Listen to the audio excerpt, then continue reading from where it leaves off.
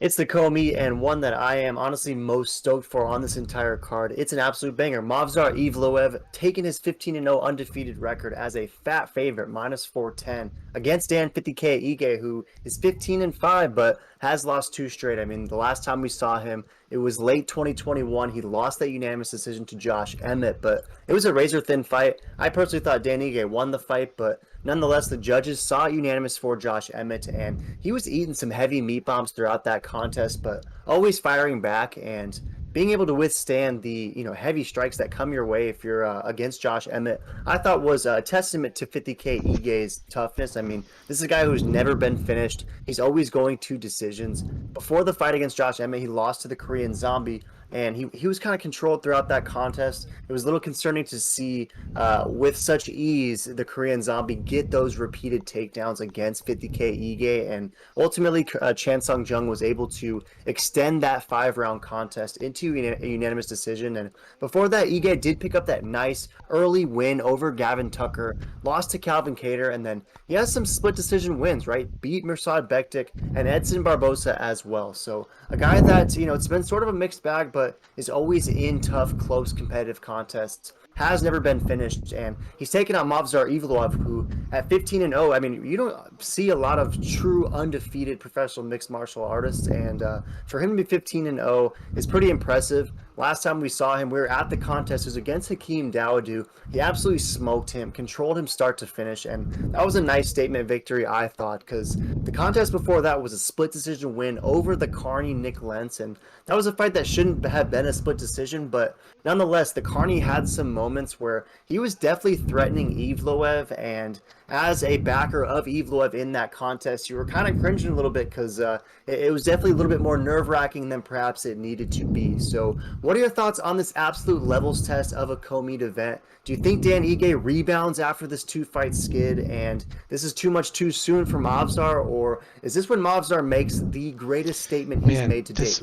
this this is such a tough fight, honestly, for both these guys because we already know how legit Dan Ige is. I mean, he's been around forever, absolute savage, and as we've been seeing, Evloev is no joke. From pre-UFC to the UFC, he is a ground and pound smother session. These Russian wrestlers are just on a whole other caliber, and this guy has infinite gas tank. He's 28. I mean, crazy to see the level of wrestling for such a young guy. And I love to pick 50K, but I gotta go with the Russian in this one. I think it's gonna be a sad, like just watching Ige get absolutely manhandled and ragdolled. The only thing I see Ige maybe coming out is a nice little meat bomb like he did a couple fights ago, and he could absolutely lay him out with a nice, uppercut or right cross. But yeah, heavy favorite, pretty disrespectful because Ige's no joke. So pretty surprised to see people are very high on Evil clearly. But yeah, I tend to agree that 85% unanimous decision, just a ground and pound smother session. Not much going on for Dan except for you know eating sweat off of his body because he's gonna be laying on the mat for 15 minutes. Yeah, great stuff, and it wouldn't be too surprising, right? Because again, if the Korean Zombie was able to implement a similar game plan, then someone with the top pressure and wrestling background that Movsar Evloev has might present Dan Ige with some problems. But you did mention, like, if this thing stands up on the feet and remains there for a second, perhaps he cracks him with something early, like he did against Gavin Tucker.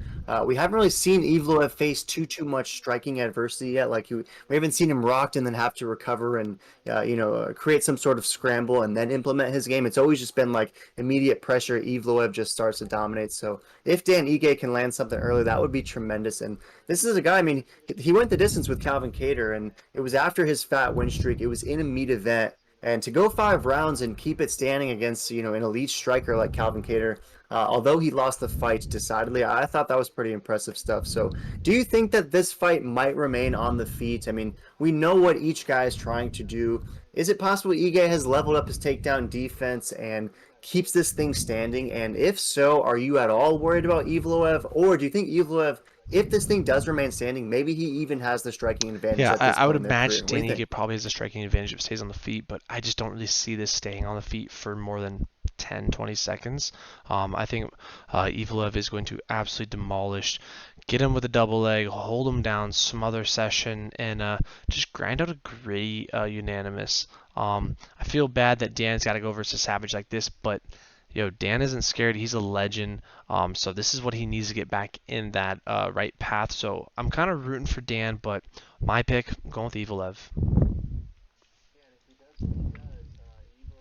Yeah, and if he does what he does, Evloev is pretty dominant. I mean, to beat guys like Mike Grundy, who's no slouch on the ground, he took out Sung Woo Choi, who he does have his struggles down there, but in between that, he unanimous Enrique Barzola. And if you ever see Barzola fighting over in Bellator, know that you gotta hammer Barzola. Barzola in Bellator is an absolute beast, and so for Evloev to just run through Enrique Barzola, another impressive fern in his cap for sure. So 85%, as you mentioned, is rolling with Movsar. Only 15% is rolling with Dan 50K Ige, who again has lost 2 straight. He's a recent father. I heard him respond to a comment from Evloev where he said, you've never finished anyone. I've never been finished in my life. And essentially he said he's come into this fight with no pressure. And as a result, I got to take Dan 50K Ige. I think at plus 310, that's some juicy beef right there. And I don't know. I'm worried about the just sort of levels test that this fight presents. Because while I have been impressed with what Movsar has delivered so far,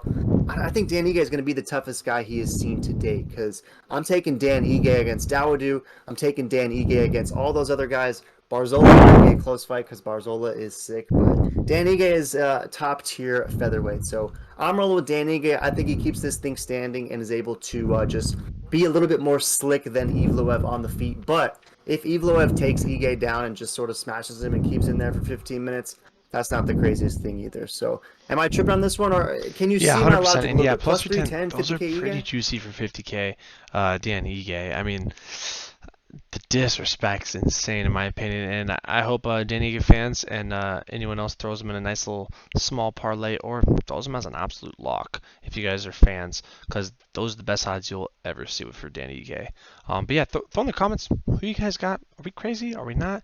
Who you guys want to see win? And check out another video.